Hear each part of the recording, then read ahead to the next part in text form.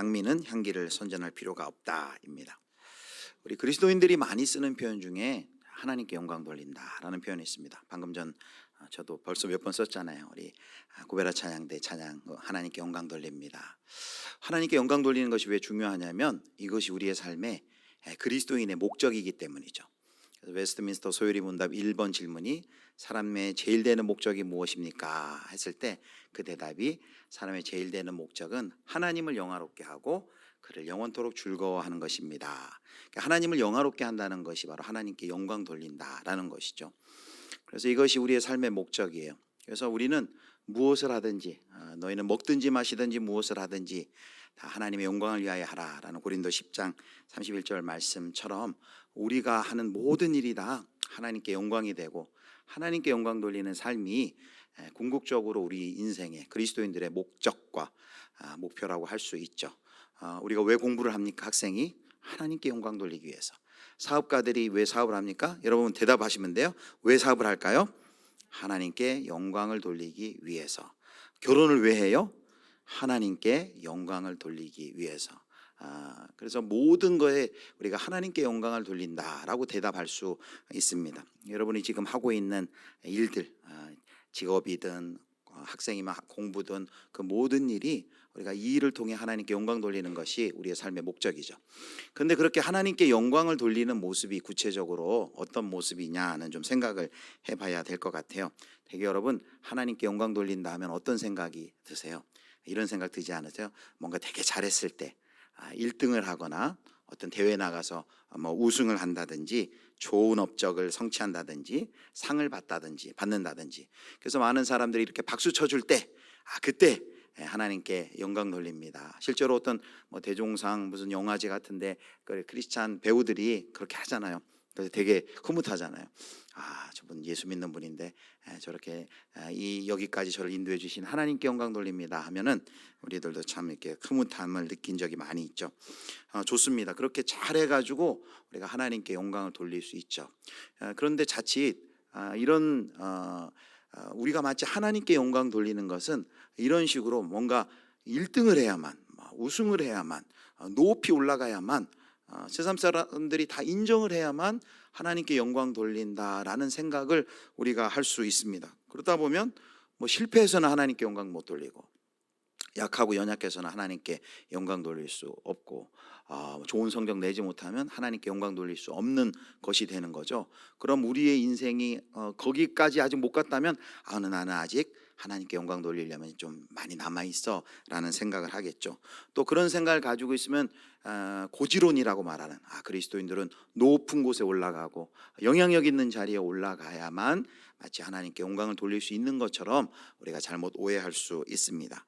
정말 성경이 또 하나님께서 그러해야만 하나님이 영광을 받으실까 라는 것을 생각을 해봤으면 좋겠습니다. 우리가 하나님이 말씀하신 이제 오늘 이김 승리가 나오는데 그 하나님이 말씀하시는 승리는 과연 어떤 방식일까를 생각해 보려고 합니다. 고린도후서인데요. 고린도후서는 사도 바울이 3차 전도 여행 중에 마게도냐에서 쓴 서신입니다. 오늘 2장 14절이 이제 핵심이라고 할 수 있는데 14절부터 먼저 읽겠습니다. 우리 14절 같이 읽겠습니다. 항상 우리를 그리스도 안에서 이기게 하시고 각처에서 그리스도를 아는 냄새를 나타내시는 하나님께 감사하노라. 자, 여기 사도 바울이 감사하는 두 가지 이유가 있어요. 첫 번째가 뭐예요? 항상 우리를 그리스도 안에서 이기게 하시고 승리하게 하시고 두 번째는 또 뭐예요? 우리로 말미암아 사방에서 그리스도를 아는 냄새를 나타나게 하신다. 여러분 14절 말씀만 보면 얼마나 신나요. 항상 언제든지 우리를 그리스도 안에서 이기게 하시고 승리하게 하시고 모든 어떤 일들 가운데 싸움 가운데서도 우리가 승리하고 이기게 하신다는 약속. 또 뒤에는 우리가 가는 곳마다 그리스도를 알리는 향기가 되게 하시겠다라는 이 말씀. 이것만 딱 떼서 얘기하면은 얼마나 신이 납니까? 그래서 이걸 16절만 우리가 이렇게 요절하고 암송해 오듯 14절이죠. 14절만 딱 떼어가지고 봐라. 여기 우리 그리스도인들은 늘 승리케 하시지 않느냐. 그러므로 이렇게 하나님께 승리를 통해서 영광을 돌릴 수 있지 않느냐. 이렇게 이해할 수 있습니다. 실제로 이 서신서를 받아들고 있는 고린도 교회 성도들이 그런 생각을 했어요. 당시 고린도 교회 성도들은 고린도라는 아주 풍요의 도시, 요즘식으로 하면 라스베가스 정도 될까요? 부와 권력과 성공 속의 그 풍요의 도시 속에 살면서 그것이 그들의 삶의 목적이었고 목표였습니다. 그래서 사도 바울이 그런 고린도 교회 성도들을 향해서 고린도전서 4장 8절에 보면 너희가 이미 배부르며 이미 풍성하며 우리 없이도 왕이 되었도다라고 지적을 하고 있습니다. 그리스도께서 이제 부활하셨는데 부활하여 승리하신 이상 이제 이 땅에서 이미 우리가 왕노릇하고 이미 부유하고 이미 배부를 수 있다라고 생각하고 주장을 하는 것이죠. 과연 이것이 예수 믿는 사람들의 승리인가? 라고 우리가 질문을 할 수 있는데 이것은 그 당시 고린도 교회의 잘못된 순회 선교사들의 영향 때문이었습니다. 그들의 영향으로 성공과 풍요라는 세속적 욕망을 계속해서 그들 가운데 부추기면서 한 걸음 더 나아가 어떻게 생각했어요? 바울 보니까 뭐 복음 전한다면서 맞고 어려움 당하고 감옥에 갇히고 고난 당하는 거 보면서 바울은 무능력하다 라고 생각하고 또 더 나아가 어떻게 의심해요? 진정한 사도이라면은 저런 삶을 살 리가 없어 라고 그들이 의심을 하기 시작했다라는 것이죠. 바울이 이 어떤 부와 권세와 명예를 그리스도인들에게 보장해 준다는 의미로 여기 그리스도 안에서의 승리를 이야기하지는 않았을 것입니다. 그래서 이 14절 항상 문맥을 살펴봐야 된댔죠. 14절에 도대체 이 그리스도 안에서 승리하고 그리스도의 향기가 된다는 것이 어떤 의미인지 우리가 앞뒤 문맥을 통해서 우리가 정확한 뜻을 확인할 수 있습니다. 자, 12절 보겠습니다. 12절. 자, 12절 같이 읽습니다. 내가 그리스도의 복음을 위하여 드로아의 이름에 주 안에서 문이 내게 열렸으되. 지금 베드로가 어디에 있어요? 드로아에 있어요. 아까 그 공동체 성경 읽기 보면은 그 에베소가 있고 지금의 튀르키예 지역이 에베소가 있고 드로아에 있어요. 에베소에서 드로아로 갔어요. 드로아로 간 이유가 있습니다. 여기 12절에 첫 번째 이유가 나오죠. 뭡니까? 그리스도의 복음을 위하여, 복음을 전하기 위해서 지금 에베소에서 드로아로 이동한 상태예요. 그런데 또 하나 아주 중요한 이유가 있습니다. 그것은 뭐냐면 고린도후서 1장을 보면은 사도 바울이 고린도 교회를 다시 첫 번째 방문한 후에 두 번째 방문을 할 계획을 가지고 있었어요. 그런데 이제 첫 번째 방문을 한 결과 의도했던 결과를 얻지 못했습니다. 첫 번째 방문은 굉장히 사도 바울에게 고통스러운 방문이었습니다. 왜냐하면 이 고린도 교회 성도들이 많이 타락해 있었거든요. 신앙 가운데 많이 떠나 있었거든요. 그래서 다시 이런 고통스러운 그 경험을 좀 미루기 위해서, 하지 않기 위해서 그 일정을 변경을 했어요. 또 두 번째 방문을 하지 않고 일정을 변경하고 대신에 사도 바울이 한 일이 뭐냐면 편지를 써요. 편지를 쓰고 그걸 디도편에 고린도 교회로 보냅니다. 근데 이 편지가 얼마나 엄하게 썼는지 여기 1장에 보면 고린도 교회 눈물로 편지를 썼다라는 그런 표현이 있어요. 그리고 그 고린도 교회의 그 잘못된 죄들을 책망하기 때문에 일명 이 편지를 어떤 편지라고 그러면 책망의 편지라고 부릅니다. 그런데 이렇게 이제 아주 강한 어조로 그들을 책망하는 편지를 써서 디도편에 보낸 것이죠. 그래놓고는 이제 이 사도 바울이 굉장히 또 너무 내가 심하게 한 건 아니야. 혹시 또 이 편지 보냈는데 이거 역효과 나는 것은 아니야라는 그런 이제 걱정을 여기 보면 후회했다는 것이 고린도후서에도 나옵니다. 자, 편지를 보내놓은 사도 바울의 마음은 어땠을까요? 디도를 통해서 그 편지를 보냈어요. 여러분 편지 보낸 다음에 뭘 기다리겠어요? 도대체 이 편지를 받아든 고린도 교회 성도들은 내가 쓴 이 편지의 내용을 어떻게 받아들일까? 어떻게 그 말에 순종할지, 자기들의 잘못들을 고칠지 굉장히 그 반응을 궁금해하지 않겠어요? 그래서 사도 바울이 굉장히 디도의 그 답장, 디도가 가져오는 답장을 굉장히 기다리면서 그래서 하루라도 더 빨리 받아보기 위해서 에베소에서 드로아로 간 거예요. 드로아에 가서 거기서 디도가 가지고 올 그 답신과 고린도 교회의 상황을 빨리 받아보기 위해서 드로아에 간 것이죠. 자, 바울이 드로아에 가서 이제 디도편에 붙여진 그 편지의 답장을 받기 위해서 드로아에 먼저 가 있어요. 그런데 하루 기다려 이틀 기다려 계속해서 기다리는데 어떻습니까? 답장이 안 오는 거예요. 디도가 안 오는 거예요. 자, 13절에 그렇게 나와 있어요. 13절 뭐라고 되어 있습니까? 같이 읽겠습니다. 내가 내 형제 디도를 만나지 못함으로 내 심령이 편하지 못하여 그들을 작별하고 마게도냐로 갔노라. 디도가 이제 나오나 저제 나오나 고린도 교회 소식을 요즘 같으면 뭐 전화를 해도 되고 뭐 이메일을 해도 되고 뭐 카톡 하면 뭐 금방 뭐 선교제에서도 뭐 실시간으로 예배드리고 카톡 오고 그래요. 그런데 그 당시 2000년 전 도대체 이 고린도 교회 성도들 나의 이 편지를 받아들고는 어떤 반응을 할지 궁금해서 기다리는데 아무리 기다려도 디도가 안 오는 거예요. 그래서 디도를 만나지 못했어요. 자, 이때 사도 바울의 심정이 어떨까요? 여러분 같으면 사도 바울이 같았으면 여러분이 사도 바울이었다면 어떤 심정이었겠어요? 본문에 나와요. 2장 13절에 뭐라고 나와 있습니까? 내 심령이 어떻게 했다고요? 편하지 못하여. 그래서 공동성경인데 마음이 불안해서라고 이야기를 합니다. 그렇게 마음이 불안한 결과 이 사도 바울이 결정한 일이 뭐예요? 자, 13절에 보니까 여기 그들을 작별하고 어디로 갔답니까? 마게도냐로 갔노라. 여기 그들을 작별하고라는 것은 지금 여기 먼저 와 있는 곳이죠. 거기 디도를 만나기 위해서 드로아에 갔다 그랬는데 드로아에서 그들과 작별하고 거기 있는 이제 형제들과 작별을 하고 이제 마게도냐로 이제 더 간 것이죠. 마게도냐로 디도를 만나기 위해서 이제 마게도냐로 바다를 건너서 넘어가는 것입니다. 자, 여기 그들을 작별하고 마게도냐로 갔다라고 그랬습니다. 자, 지금 요 장면을 잘 생각해 봐야 돼요. 지금 사도 바울이 두 번째 방문하려다가 첫 번째 방문했을 때 너무 안 좋은 기억이 있고 이 고린도 교회 성도들 신앙 안에 바로 서 있지 못하고 여러 가지 죄도 짓고 이들을 교정해 주기 전에 만났다가는 이거 사단이 날 것 같으니까 차라리 만나기 전에 그들을 교정해 주기 위한 편지를 먼저 써서 보내자라고 보내놓고 결과를 기다리는데 오지 않는 것입니다. 자, 그런데 그 오지 않으니까 지금 사도 바울이 뭘 결정했어요? 지금 드로아에서 떠나서 마게도냐로 갔다는 것이죠. 디모데를 빨리 만나기 위해서 바다를 건너가는 것이죠. 자, 그런데 이제 이 행동이 우리가 이렇게 생각하면 사도 바울이 굉장히 잘했다기보다는 얼마나 고린도 교회 성도들을 생각하고 또 그들에 대한 마음에 꽉 차 있으면은 그렇게 했을까라고 싶지만 사실은 그 앞에 보면은 드로아에서 어떤 일이 있었어요? 자, 드로아에서 어떤 일이 있었는지 자 12절 다시 한번 보여주시면 이렇게 되어 있습니다. 내가 그리스도의 복음을 위하여 드로아의 이름에 드로아에 어떤 일이 있었어요?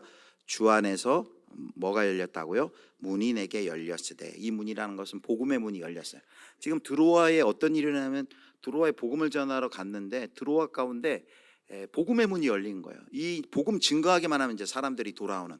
사실 이런 역사가 바울에게는 쉽지 않거든요.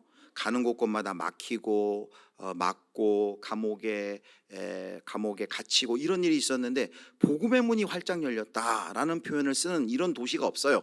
그런데 드로아에서 지금 어떤 일이 일어난 거예요? 드로아에서는 지금 복음의 문이 열리고 이제 힘써서 전도해야 되고 이제 힘써서 복음 전해야 되고 많은 생명의 추수를 지금 거둬야 된다는 말이에요.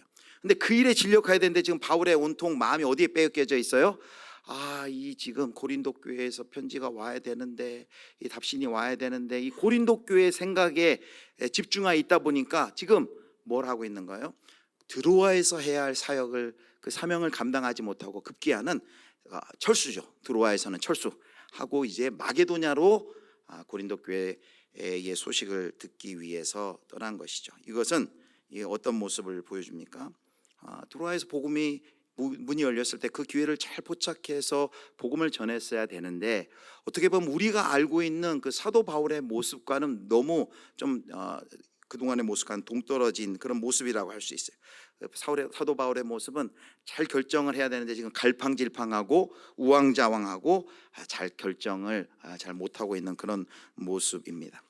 저와 여러분도 이런 때가 있잖아요. 어떤 일을 결정하고 치고 나가야 되는데 그 일을 해야 되는데 어떤 일이 너무너무 신경이 있어서 이 일을 참아할 여력이 없는 거예요.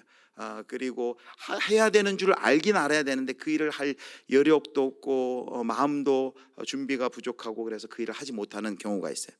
아마 사도 바울도 그런 결정을 해야만 하는, 자기도 그것이 옳은 줄 알지만 그렇게 하지 못하는 자기 자신이 조금 미웠을 수도 원망스러울 수도 있을 것 같습니다.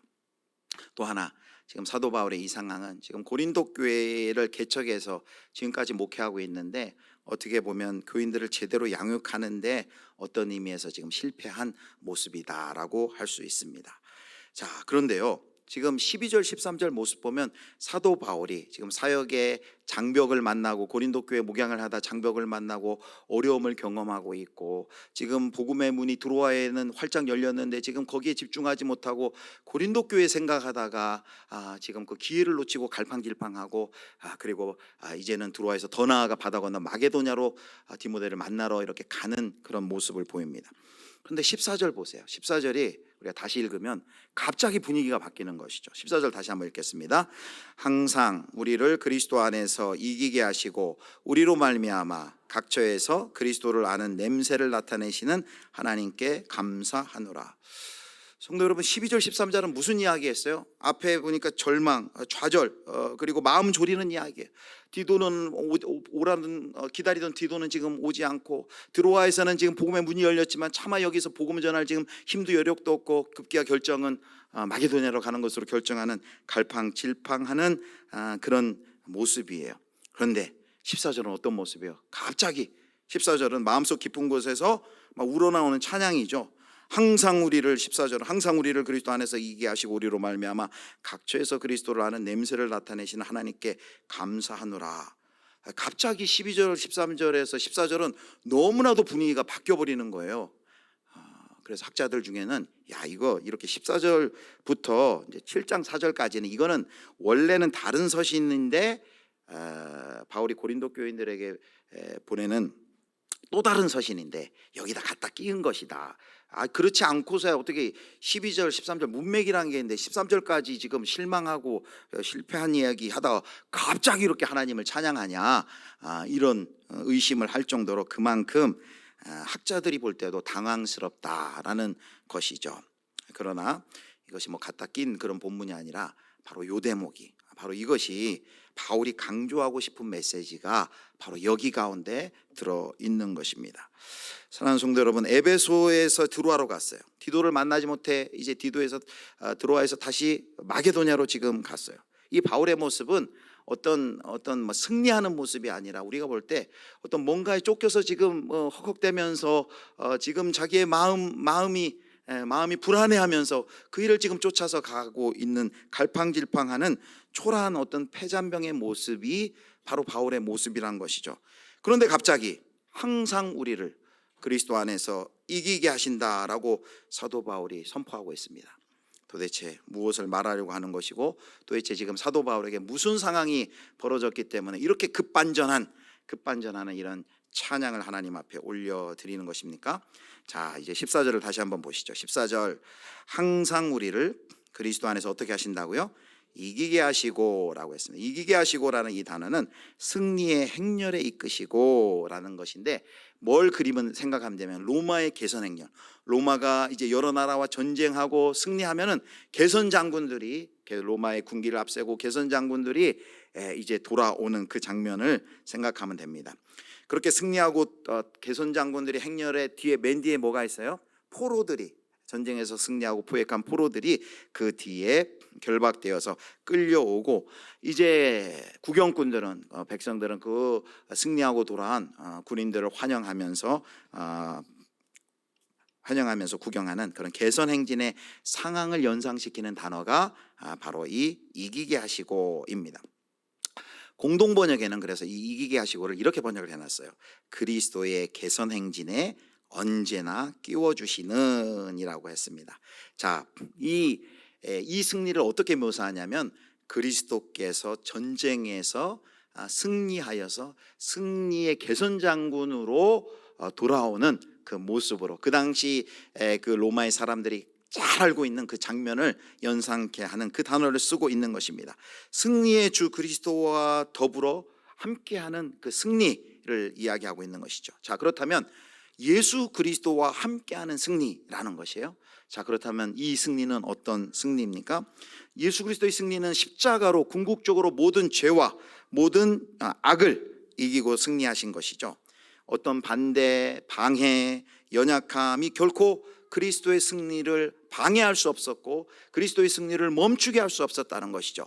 예수 그리스도의 승리는 무슨 승리예요? 바로 십자가의 승리, 복음의 승리를 말해 주는 것입니다. 그래서 여기 14절에 말하는 항상 우리를 그리스도 안에서 이기게 하시고 라는 것은 그냥 세상이 말하는 돈과 권세와 권력의 승리가 아니라 바로 그리스도 안에서의 승리, 십자가의 그 승리의 그 개선 행진에 하나님께서 바로 우리들을 그 개선 행지의 동행, 그리스도의 개선 행진에 언제나 우리를 끼워 주시고 우리와 그 개선 행진에 함께 하신다라는 것을 보여주는 것이죠. 바로 이 14절의 이야기가 1장 20절에 고린도후서 1장 20절의 이야기와 비슷해요. 자, 1장 20절 우리 같이 읽겠습니다. 하나님의 그런즉 그로 말미암아 우리가 아멘하여 하나님께 영광을 돌리게 되느니라. 자, 하나님의 약속은 얼마든지 그리스도 안에서 예가 되니 그런즉 그로 말미암아 우리가 아멘하여 하나님께 영광을 돌리게 되느니라. 자, 무슨 말입니까? 이런 뜻이죠. 우리가 아무리 잘못하고 있다 할지라도, 우리가 아무리 우리 자신에 실망하고 있다 할지라도 하나님께서 나를 포기하시지 않는 한 하나님의 약속은 언제나 그리스도 안에서 예스가 된다라고 말하는 것입니다. 마찬가지예요. 지금 사도 바울이 지금 12절 13절에서 경험하고 있는 상황은 뭐예요? 우왕좌왕 갈팡질팡 절망할 수밖에 없고 자기 자신에 대해서도 이렇게 자기 자신을 볼 때 나는 왜 이러지 하면서 낙심할 수밖에 없는 그런 비참한 생각이 들 수밖에 없는 그 상황이에요. 근데 그 상황을 통과하면서 사도 바울이 지금 뭐라고 하나님께 찬양을 올려드립니까? 하나님이 그럼에도 불구하고 십자가에서 예수 그리스도께 승리하신 그 십자가의 승리에 나를 끼워 넣으시고 그리고 하나님이 예수 그리스도와 함께 나를 승리하게 하시고 그를 통해 그리스도의 향기가 퍼져나가게 하신다라고 말하는 것이죠. 그렇다면 여러분, 사도 바울이 지금 경험하는 예수 그리스도를 통해 14절에서 경험하는 이 승리가 우리가 보통 하나님께 영광 돌린다라고 할 때 뭔가 높아지고 많아지고 능력으로 가득 차고 최고와 최선과 최다를 채워서 승리하는 그런 종류의 승리일까요? 아니라는 것이죠. 바울이 아무 문제도 없고 지금 바울의 선교 여행 중에 아무 문제도 없고 아무 부족함도 없고 실패도 없이 만들어져서 모든 것에서 승리한다, 그걸 지금 바울이 이야기하고 있는 것이 아니에요. 바울은 나는 지금 연약한데, 나는 이렇게 우왕좌왕하고 나는 갈팡질팡하지만 우유부단하지만 좌절과 절망에도 불구하고 그 부족함과 실패를 통해 누가 승리하신다는 거? 하나님이 나를 예수 그리스도의 그 십자가의 승리에 끼워 넣어 주셔서 그 실패와 연약함과 미련함과 부족함을 통해서도 하나님께서 나를 승리케 하신다라고, 하나님이 승리하신다라는 것을 사도 바울이 경험하고 깨닫고 지금 고백하고 있는 것입니다. 성도 여러분, 이것은 굉장히 중요한 문제입니다. 왜냐하면 바울이 고린도후서 내내 이것을 강조하는 것이에요. 고린도 교회가 어떤 교회라고 했어요? 고린도라는 도시가 어떤 도시라고 했어요? 풍요의 도시, 풍족의 도시, 모든 것이 부족함이 없는 도시. 그런 도시 속에서 마치 복음은 돈과 권세와 명예를 취득하는 그 도구처럼 여겨지는 그런 방법으로 여겨지는 그런 것. 예수 그리스도를 통한 승리는 마치 그렇게 많아지고 높아지고 더 영향력이 있는 그런 승리라고 생각하는 그 고린도 교회 성도들에게 지금 사도 바울이 계속해서 고린도 후서를 통해서 이야기하고 있는 것은 무엇입니까? 자신은 약해도 실패해도 넘어져도 하나님이 어떻게 일하시는지를 이야기해요. 고린도후서 12장 10절 말씀 보겠습니다. 자, 우리 같이 읽겠습니다. 그러므로 내가 그리스도를 위하여 약한 것들과 능욕과 궁핍과 박해와 공고를 기뻐하노니 이는 내가 약한 그때의 강함이라라고 이야기합니다. 내가 약한 그때 강함이, 이게 사도 바울이 경험한 승리다라는 것이죠. 고린도후서 4장 8절에서 10절 말씀은 또 어떻습니까? 사도 바울이 경험한 승리가 어떤 거예요? 실패도 없고 좌절도 없고 문제도 없고 당당하고 그런 거예요. 자, 사도 바울이 경험한 승리는 어떤 승리입니까? 자, 8절부터 같이 읽습니다. 우리가 사방으로 우겨쌈을 당하여도 쌓이지 아니하며 당당한 일을 당하여도 낙심하지 아니하며 박해를 받아도 버림받지 아니하며 거꾸로 뜨림을 당하여도 망하지 아니하고 우리가 항상 예수의 죽음을 몸에 짊어짐은 예수의 생명이 또한 우리 몸에 나타나게 하려 함이라. 자, 사도 바울이 경험한 게 뭐예요? 우겨쌈을 당해요. 그리고 또 박해를 받아요.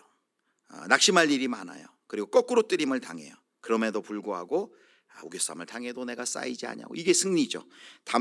그리고 박해를 받아도 버림받지 아니하고 거꾸로 뜨림을 당하여도 망하지 아니하고, 뭔가 사도 바울이 완전히 능력이 강해서 슈퍼맨 같아서 그의 전도의 일정 가운데, 전도의 여정 가운데 아무런 어려움도 없고 아무런 방해도 없고 아무런 실패도 없고 연약함도 없는 능력으로 충만한 그런 승리가 아니라, 사도 바울이 지금 경험하는 것은 무엇입니까?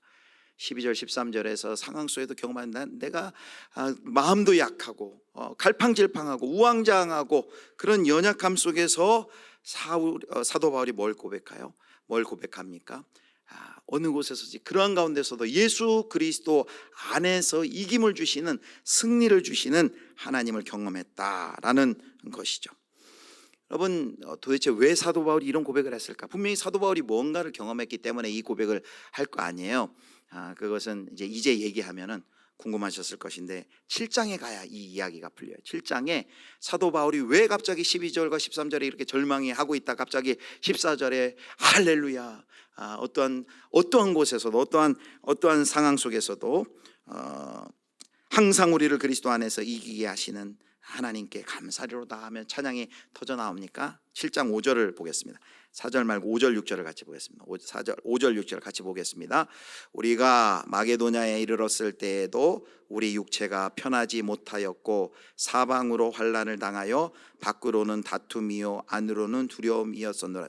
자, 여기까지 5절 보면, 자, 마게도냐 가면 좀 나아질 줄 알았어요. 근데 마게도냐 어땠어요?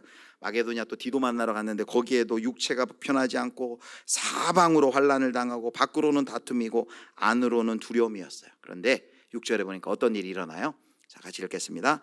그러나 낙심한 자들을 위로하시는 하나님이 디도가 오므로 우리를 위로하셨으니. 자, 어떤 일이 일어났어요?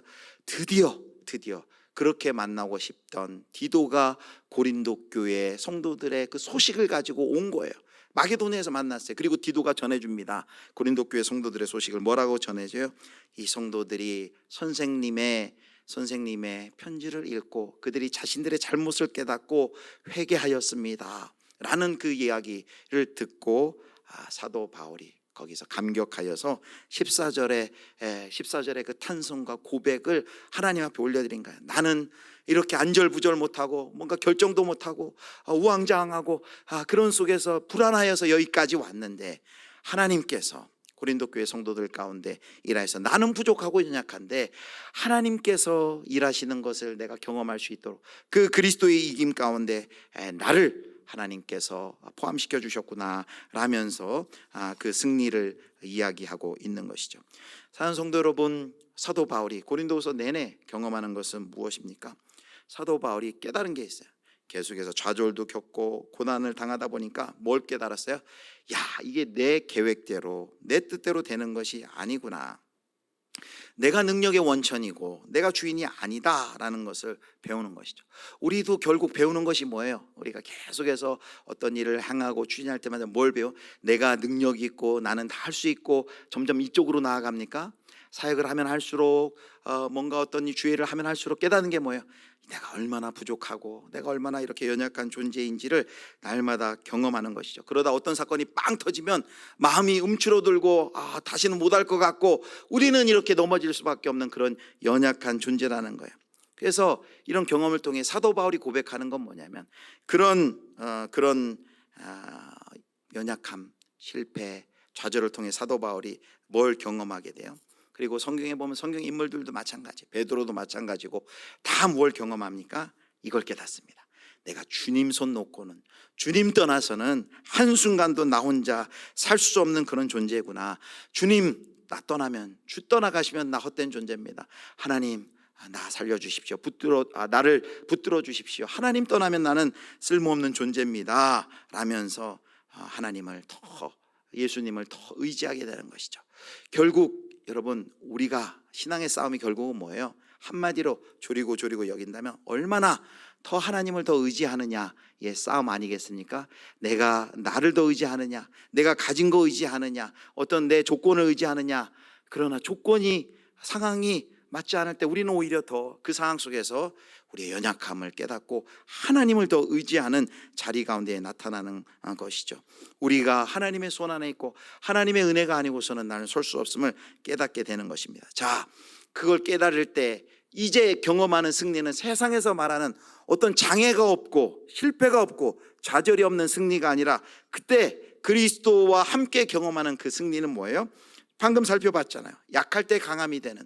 그리고 고린도후서 4장 8절에서 10절에 보면 우겨쌈을 당해도 쌓이지 않고, 그리고 박해를 받아도 버림받지 않고, 그리고 거꾸로 때림을 당해도 망하지 않는 새로운 종류의 우리가 승리를 경험하는 것이죠. 좌절이 없는 것이 아니라 좌절 통해서 승리를 경험하고, 좌절 속에서 넘어지지 않고 실패를 통해서도 다시금 일어나서 승리를 경험하는 것을, 새로운 승리, 예수 그리스도와 함께하는 승리를 저와 여러분이 경험할 수 있다라는 것이죠. 고린도후서 4장 8절 10절이 사도 바울의 고백이라면, 제가 이제 오늘 예배 이제 이따 설교 마치고 부를 찬양인데요, 충만이란 찬양을 보면 그 찬양은 이 시대의 어느 이제 목사님의 고백이에요. 이 충만이라는 찬양이 이제 은혜 행복 작사하고 작곡한 그 송경민 목사님이 지은 그 찬양인데요, 그 가사를 한번 제가 읽어드릴게요.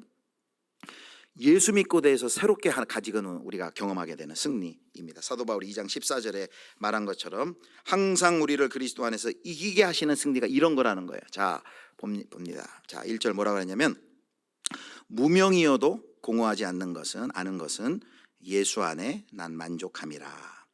가난하여도 부족하지 않은 것은 예수 안에 오직 나는 부요함이라. 고난 중에도 견뎌낼 수 있는 것은 주의 계획 믿기 때문이라. 실패하여도 일어설 수 있는 것은 예수 안에 오직 나는 승리함이라. 여기 이렇게 가사 나, 예수 안에 오직 나는 승리함이라. 바로 2장 14절, 항상 우리를 그리스도 안에서 이기게 하는 승리. 그런데 여기 이기게 하는 승리가 유명해서 받는 승리예요. 부자여서 부족함이 없어서 고난이 없어서 그런 승리가 아니다라는 것이죠. 자, 3절 가사, 내 몸이 약해도 보죠. 3절 가사는, 내 몸이 약해도 낙심하지 않는 것은 예수 안에 난 완전함이라. 또 화려한 세상 부럽지 않은 것은 난 예수로 충만함이라 라고 말하고 있습니다. 사랑하는 성도 여러분, 오늘 사도 바울이 완전히 무너져 있던 그 감정의 심연에서 다시금 절정으로 변화된 것은, 사도 바울의 상황 속에서 하나님이 어떻게 일하시는지를 그가 경험하고, 그 생생한 하나님의 그 실패를 통해서도, 나의 약함을 통해서도 일하시는 그 하나님을, 그 십자가의 승리를 이야기하고 있는 것이죠. 자, 그러면서 한 가지 더 살펴봐야죠.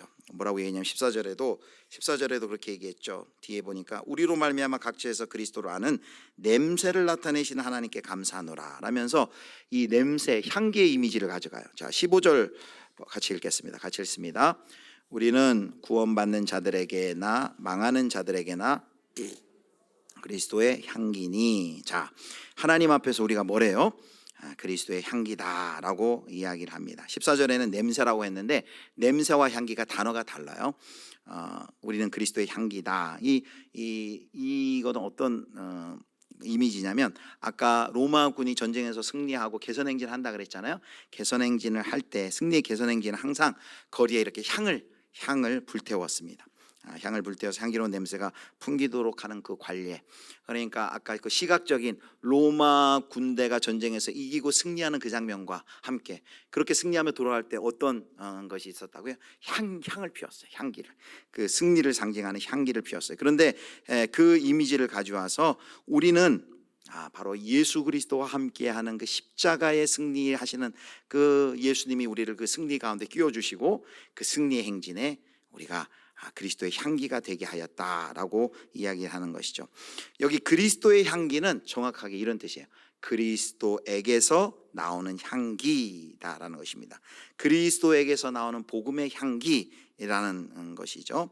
복음의 향기, 그 복음의 향기가 퍼질 때 하나는 그 복음을 받아들이면은 그 사람에게는 죽음의 받아들이면 생명의 향기가 되는 것이고, 그러니까 그것을 거절하면 죽음의 향기가 되는 것이죠. 자, 하나님은 어떻게 이런 처절한 실패와 좌절 속에서 어떻게 우리로 하여금 그리스도의 향기를 바라게 하십니까? 자, 방금 말씀드린 대로 승리한 길을 따라 향을 태우는 것은 로마에서 승리의 의식의 한 부분이다라고 했습니다.